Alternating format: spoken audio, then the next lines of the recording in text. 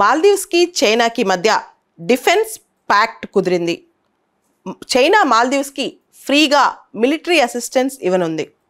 ఈ ప్యాక్ట్ యొక్క డీటెయిల్స్ బయటికి రాలేదు, బయట పెట్టలేదు. అయితే దీని వెనకాల యాంటీ ఇండియా అనే ఒక క్యాంపెయిన్ మాత్రం బాగా కనిపిస్తోంది.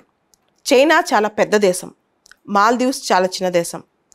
కానీ స్ట్రాటజికల్గా మాల్దీవ్స్ చాలా ఇంపార్టెంట్ ఇండియన్ ఓషన్లో. సో మాల్దీవ్స్తో మిలిటరీ ప్యాక్ట్ అనేది చైనాకు అవసరం, ఇండియాని చెక్ పెట్టడానికి. ఒక పక్క చైనా అలాంటి డీల్ మాల్దీవ్స్తో చేస్తే మాల్దీవ్స్ చాలా సంతోషంగా ఉంది. మొహమ్మద్ మొయిజు మాల్దీవ్స్ ప్రెసిడెంట్, ఆయన యాంటీ ఇండియా క్యాంపెయిన్తోనే ఎలక్షన్స్ గెలిచారు. ఇన్ఫ్యాక్ట్ చెప్పాలంటే గెలిచిన తర్వాత ప్రతిరోజు ఇండియాకి వ్యతిరేక భావనే. ఈలోపు లక్షద్వీప్, మనం లక్షద్వీప్ టూరిజం ప్రమోట్ చేస్తుంటే మాల్దీవ్స్కి అస్సలు నచ్చలేదు. మాల్దీవ్స్లోని కొందరు మంత్రులు లక్షద్వీప్ క్యాంపెయిన్ని, మోడీ గారిని దుయ్యబట్టారు కూడా. సో ఇదే సందర్భంలో ఇంకొక అంశం, చైనాకు చెందిన జియాంగ్ యాంగ్ హాంగ్ అనే ఒక research ship, Xiang Yang Hong 3 అనే రీసెర్చ్ షిప్ మాలే దగ్గర డాక్ అయిందనమాట. ఇది కూడా ఇండియాకి ఛాలెంజింగ్ టాస్కే. ఒక పక్క ఇవన్నీ ఇలా జరుగుతుంటే ఇంకో పక్క మాల్దీవ్స్ ప్రెసిడెంట్ మొహమ్మద్ మొయిజు అధికారంలోకి రాగానే ఇండియన్ ట్రూప్స్ మాల్దీవ్స్లో ఉన్న వాళ్ళని వెళ్ళిపోమని చెప్పారు.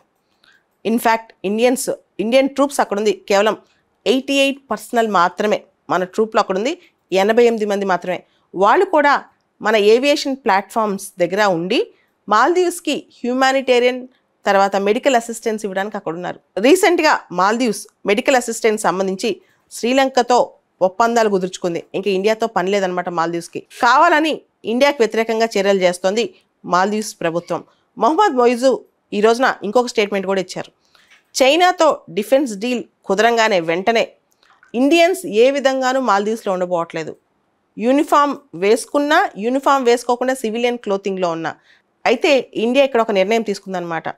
మాల్దీవ్స్ అనౌన్స్ చేయగానే ఇండియన్ మిలిటరీ పర్సనల్ వెళ్ళిపోవాలని ఇండియన్ ఏవియేషన్ ప్లాట్ఫామ్స్ దగ్గర సివిలియన్ పీపుల్ని, అంటే సివిలియన్ ఆఫీసర్స్ని కొంతమంది ఉంచాలని. సో దాంతో మాల్దీవ్స్కి అది కూడా నచ్చట్లేదు.